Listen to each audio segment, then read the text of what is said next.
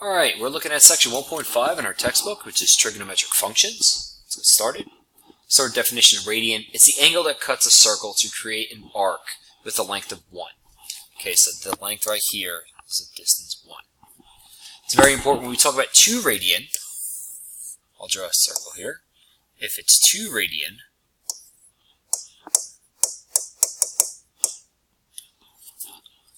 alright, it's always going to be, whenever we talk about positive radian, it's going to be going counterclockwise. Negative, so anything positive radian goes counterclockwise, Anything that's negative will go clockwise. Very important to know that.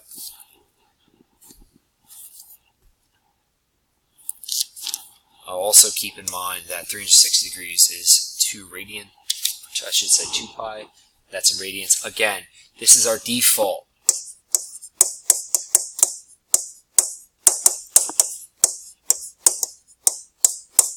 That's our default. We will always consider everything to be in radians in calculus. All right, let's get right into our sine and cosine functions. We know that it comes from the unit circle.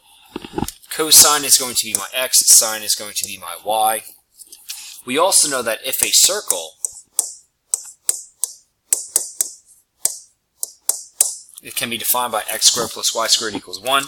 If I know that x is cosine, so I have cosine of t, quantity squared, plus sine of t, quantity squared, equals 1.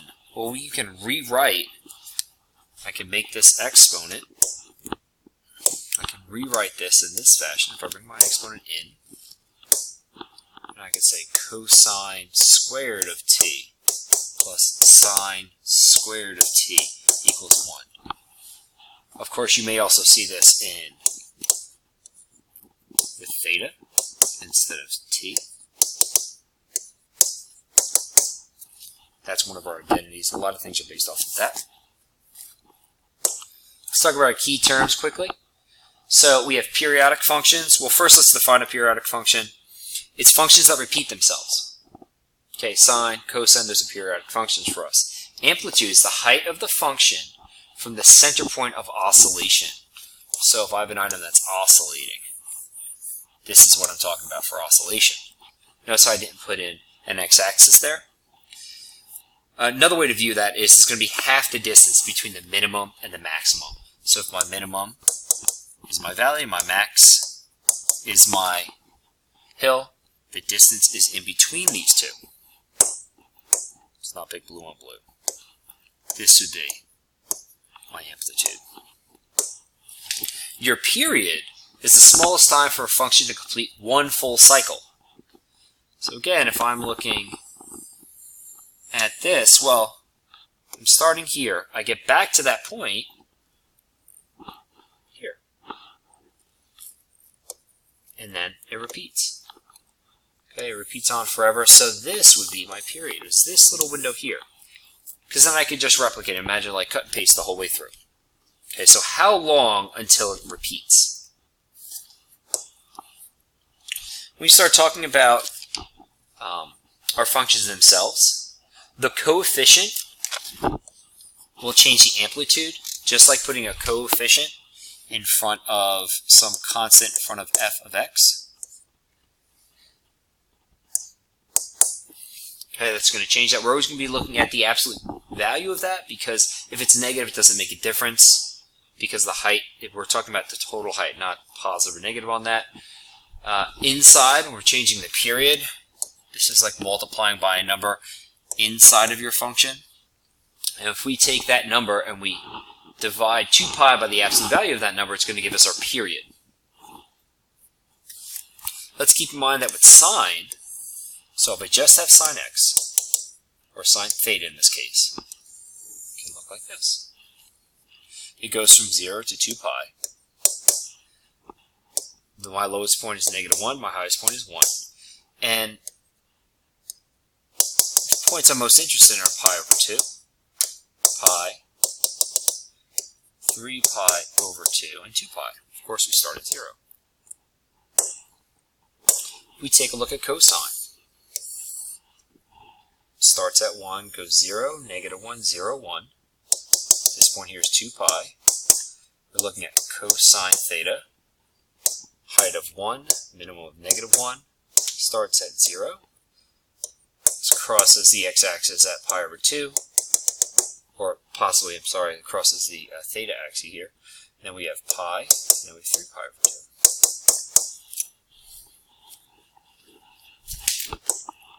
2. When we talk about tangent, we know tangent is sine theta over cosine theta. That could be sine t, it could be anything like that. When we look at the tangent curve, because sine and cosine, because cosine has values of 0, we can't divide by 0, we're actually going to have something that looks like this.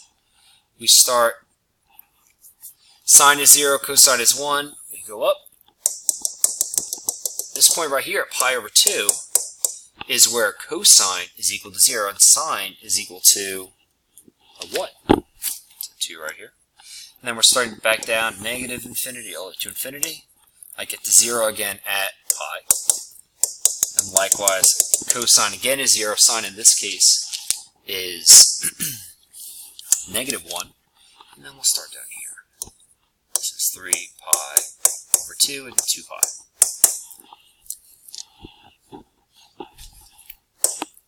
Okay, our inverse trig functions real quick. Arc sine can also be written as sine to the -1st y equals x. We are undoing the sine function. We are undoing the sine function. Let's keep in mind that when we're doing this, my inputs are going to be between, so my domain for this, between -1, y in this case, and 1. Because my outputs for sine are between -1 and 1 for the base. Also, for you to write for cosine, I can say cosine, or inverse cosine, arc cosine, looks like that. And what does that correspond to? That would be y equals cosine of x. And applying it towards, tangent, I can also say inverse tangent. It's the same thing as y equals tangent of x. Okay. Your suggested questions are 1, 3, 4, 5, 7, 10 through 15, and 42. Your required questions are 4, 10, 14, 17, and 42. Review of video is needed, and email me if you have any questions.